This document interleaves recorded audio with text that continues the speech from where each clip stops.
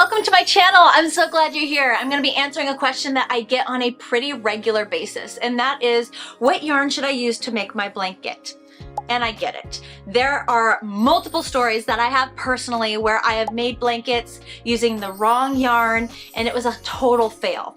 Total fail. But I also have other stories where I've made blankets using the right yarn and had huge success stories, and it was very heartwarming, heart-filling, and just such a great experience. But how do you know if the yarn that you select for your blanket is a hit or a miss? Let's talk yarn fibers. This is going to be a section where we talk about the pros and cons of different fibers. You may want to take notes so that way you can identify which fiber might be the best choice for an upcoming project. The first fiber I'm going to talk about is wool. Wool is warm, it's breathable, it also has a good elasticity. It's also able to be found from multiple different breeds of animal, which can be very fun and exciting and really give you kind of this feel of connecting with nature. However, wool is a bit finicky when it comes to the care instructions. It has a lot of hand wash, lay flat to dry, and there are quite a few people allergic to wool. So just being aware of those things, those are more cons. The next yarn fiber I'm going to talk about is cotton. Cotton yarn is an amazing fiber to work with whenever you're dealing with warmer weather because it's breathable, it's super soft, it's easy to care for. Just throw it in the washing machine, drying machine for the most part. It's also a yarn that is hypoallergenic. Not a lot of people allergic to cotton yarns. Be aware of the different cotton yarns, however. There is some cotton yarn that is definitely for wearables. It's softer, thinner, more comfortable, and other cotton yarns that are definitely more for the washcloths, pot holders, dish towels. Silk yarn is extra special. I don't often see a lot of silk yarn where the fiber is purely silk. Silk is generally blended with other fibers. The benefits to silk is it's a temperature regulator, so you won't get too hot or too cold when wearing it. It's super soft, super luxurious. However, it is a bit spendy, so being aware of that helps you to know if silk is the right choice for the project that you're making. Linen fiber is one that I also see mixed with other types of fibers blended together. Linen is strong, it's durable, it's easy to care for. It is also a bit stiff, and that is a con for sure. It is known to soften over time and with washing, but in general, linen is known for its durability, its warmth, and being used in colder climates. Bamboo fibers are fairly new. You can find bamboo fibers in Kobu, Nubu, Trubu. There's also some other yarns I've seen that involve bamboo.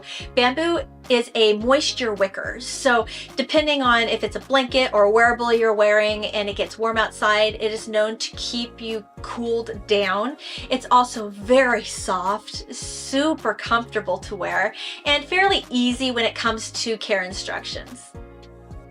Acrylic yarns are known for being extremely affordable and easy to get your hands on.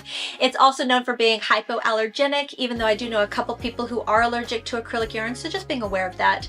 But all in all, acrylic yarn is known for being warm and comfortable and easy to acquire. Polyester yarn is known for being very strong and durable, easy to clean. However, it is known to not be as breathable as other fibers, so depending on the project you're making, polyester may or may not be the best choice. Now you know all of the pros and cons of the different yarn fibers. It makes sense why there are so many blends out there, why there's the cotton acrylic blend, why there's the wool cotton blend, why there are all of these different blends, because they're taking the pros and strengths of different yarn fibers and combining them together. All right, let's go ahead and talk yarn weight, yarn size, and why it's so important. There's actually two major reasons why knowing the yarn weight, yarn size is such a big deal. But before I dive into that, I'm gonna take a drink of coffee and rehydrate myself, recaffeinate myself to move forward with this video. All right, so like I mentioned, two major reasons why knowing the size and weight of the yarn you're using for your blanket. Number one, the biggest one, is the thinner the yarn, the more detailed the work will be. So if you want to use a really detailed stitch, going a little bit thinner is going to be the way to go, so you can really see the details and the detail can shine and be more pronounced, the lighter the yarn, the lighter the blanket. So if you're going into warmer weather, summer weather, baby blankets that don't get too hot, going thinner is a great idea because it's not going to be overly warm.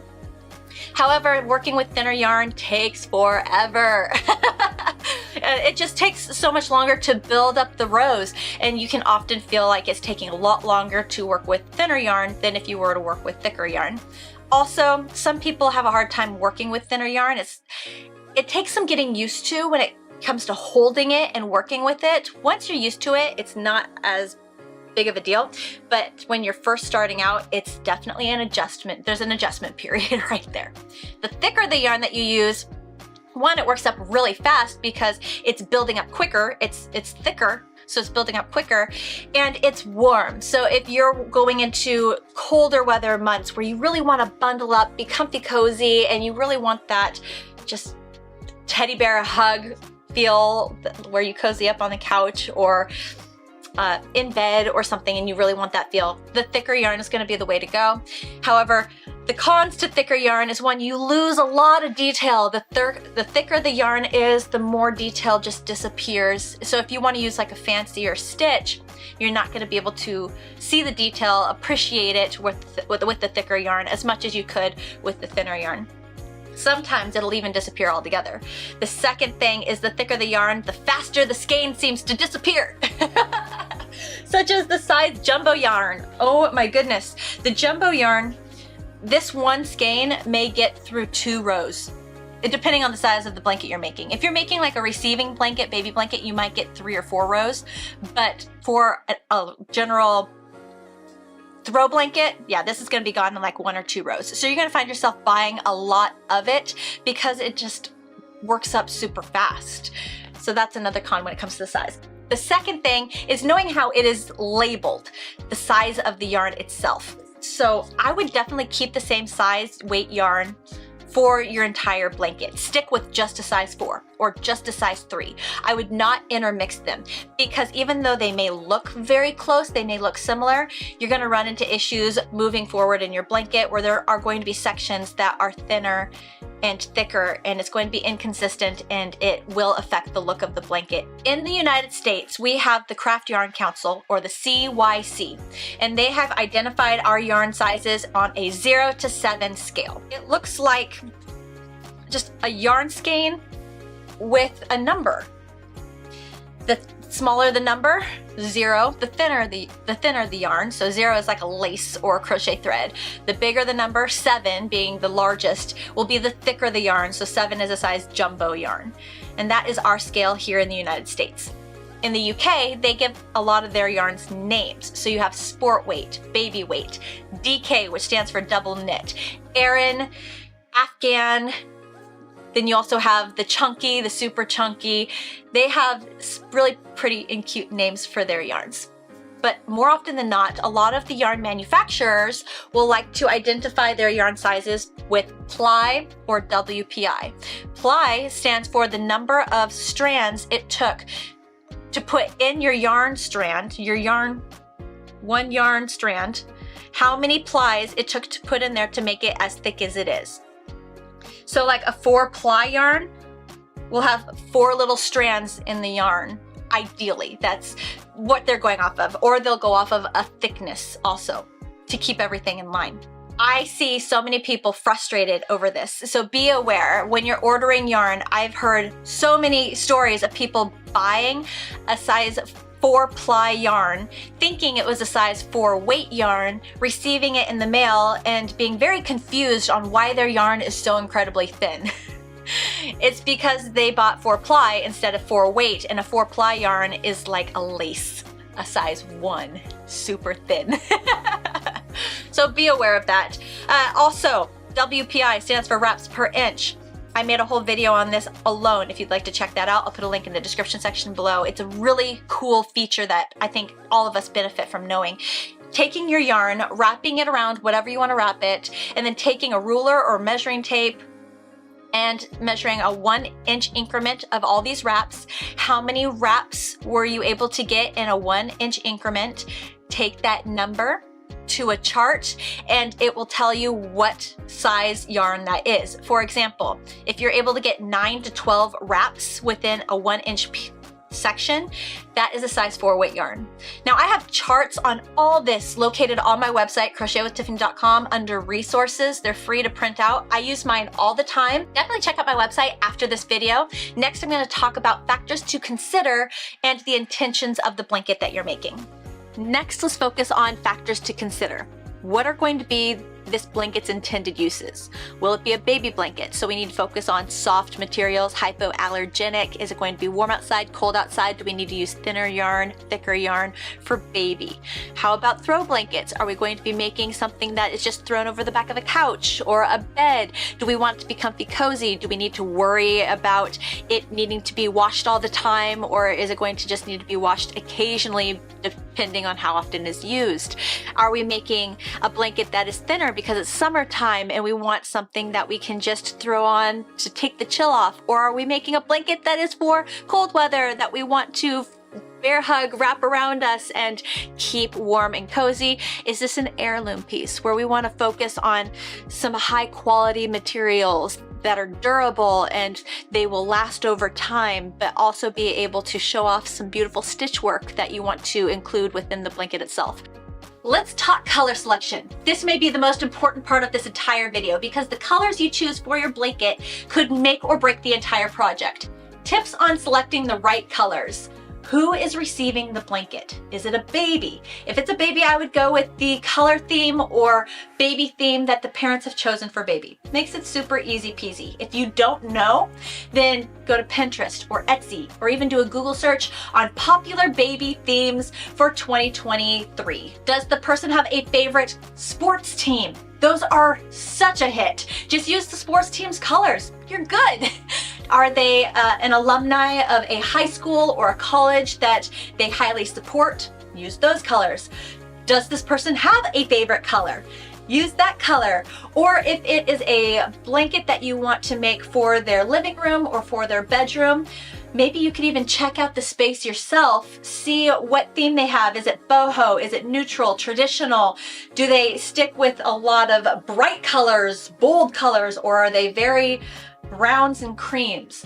Things that you can definitely take into consideration when selecting the colors that you want to use for the blanket you are making for that space. Oh, we're not done yet. Next, we're going to talk about yarn textures and stitch definition. There are so many different textures of yarn nowadays, it's hard to keep up. From velvets and silks to ruffles and furs, braids, and yarns with little pom-poms in them. There's so much fun yarn to play with, but before you go to the yarn store and get overwhelmed by all of the options, have a plan. Who is the blanket intended for, and what is the stitch that you plan on using within the main body of the blanket? Why is it important to know who it's intended for? Does this person have a sensitivity? I know for me personally, there is some teddy bear yarns and textures that I can't touch it. It just gives me that, nope, thank you.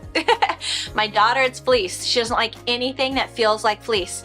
If it's for baby, there are some yarns that have little wispies that come off, and if I were to literally like shake this yarn, a bunch of little wispies would come off of it. Now this is stuff that baby can breathe in and it can be a hazard, so being aware of that before you go and buy a bunch of it is gonna be a good idea. So yeah, have in mind who it's intended for. Even ask them if you need to, like, hey, do you have a sensitivity to wool? Do you have a sensitivity to any particular fibers that you just don't like? That way you know what to steer clear from. Also, knowing what stitch you want to use within the main body of the blanket, because the higher the texture of the yarn, the more you're gonna lose stitch definition. So if you really wanted the stitch to be the star of the show and be defined and really pop, I'd probably go with something more non-textured, so that way you can really see everything that stitch has to offer. Let's talk yarn prices and availability. Now, before you go and resort to purchasing yarn from your local yarn shop, buying whatever they have in stock, check online, even if it's michaels.com, joann's.com, or hobbylobby.com. Oftentimes online, they'll have more color options and sometimes even better sales. Other yarn shops online that you can check out would be Hirschners.com, premieryarns.com, lionbrand.com, yarnspirations.com, wecrochet.com, lovecrafts.com, Hobie.com. Those are just a couple to name a few that are quite popular. If you look and reference the yarns that you're finding in stores, sometimes you can find the yarn online for even cheaper. So just to be aware of prices and how to make this project as inexpensive as possible. Also be aware when purchasing yarn of seasonal yarn and special edition yarn. Not all yarn is available long term, and you definitely don't want to be stuck with starting with a yarn and then it get discontinued and you have to figure something out. All right, now that we have gone through all the steps and we've acquired the yarn that we want to use on our blanket, before you get started, swatch, swatch, swatch, swatch, swatch.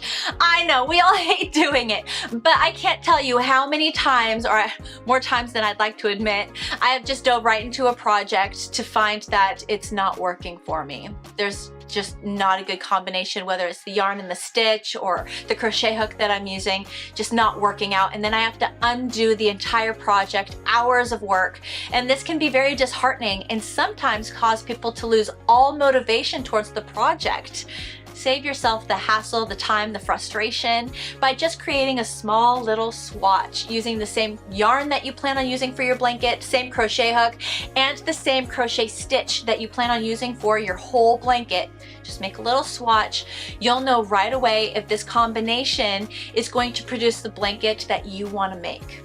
Honestly, when it comes to what is the best yarn for your blanket project, it comes to knowing what you want out of that blanket and then playing with a bunch of yarn. There could be multiple different types of yarn that would be perfect for your blanket project, but unless you explore and play, you'll never know. Please share your experiences and recommendations of yarns to specific blanket types in the comment section below. I think this would be an amazing resource for all of these new crocheters asking what yarn would work best for the blanket project that I want to make. And there's constantly new yarns being put on the market, so just being able to know, oh, that is going to be a great yarn to use for this specific blanket type. In my experience, I think this is going to be extremely valuable, and I really thank you for participating and sharing your experience in the comment section below. Thank you so much for watching my video on how to pick the right yarn for your blanket project. Please like this video, share it with a friend, and of course subscribe to my channel for more upcoming content. Thank you so much, guys. I hope you have the best day, and I will see you at the next one.